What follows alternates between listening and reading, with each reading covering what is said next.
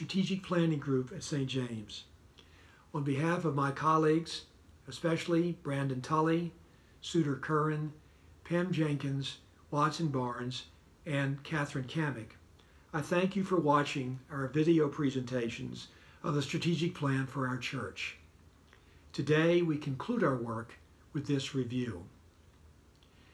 Our group worked hard to create a far-sighted plan for growth at St. James. No surprise, we're very proud of our work. From the outset, we bonded, we spoke openly, and we learned instinctively to trust one another. It was a liberating experience. We did our homework. We researched best practices at other churches around the country. We assessed our church's strengths and weaknesses, and we faced candidly the challenges that confront a 21st century Episcopal church. With church attendance down across the country, that in itself was a tall order. We understood that St. James is an important church.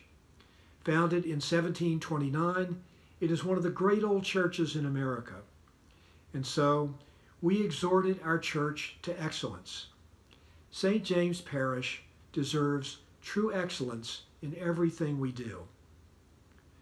Furthermore, we recognized that this was a time of enormous opportunity at our church. New leadership on the vestry, a new rector.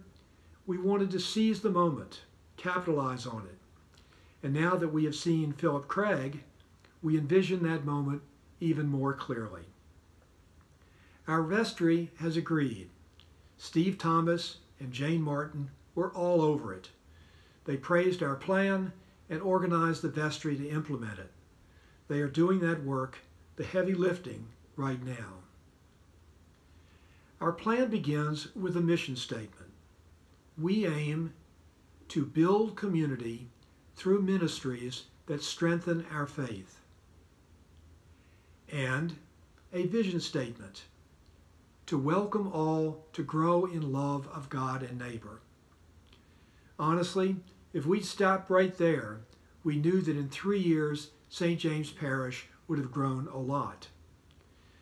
But we also agreed on 5 strategies to achieve our mission, to help us envision what we'll look like in 3 years.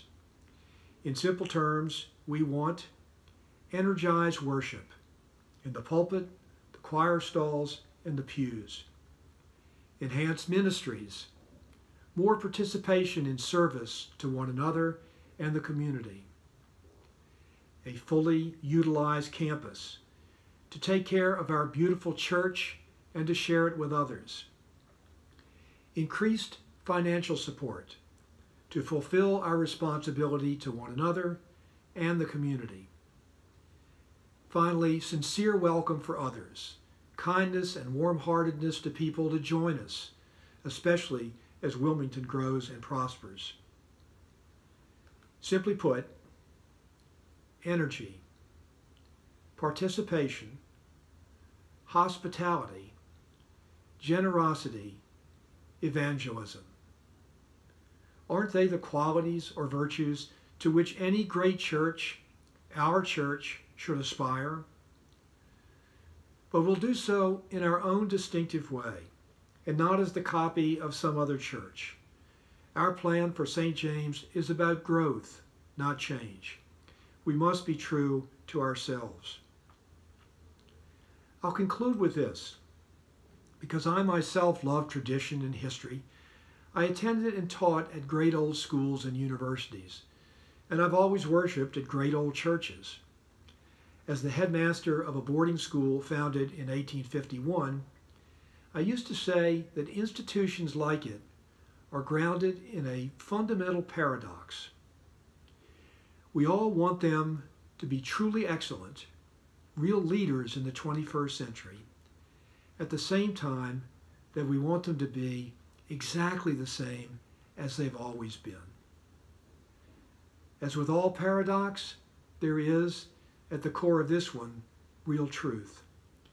We can, at St. James, be truly excellent, a leader in our faith and in our service, at the same time that we maintain the values and traditions which with we've grown since 1729.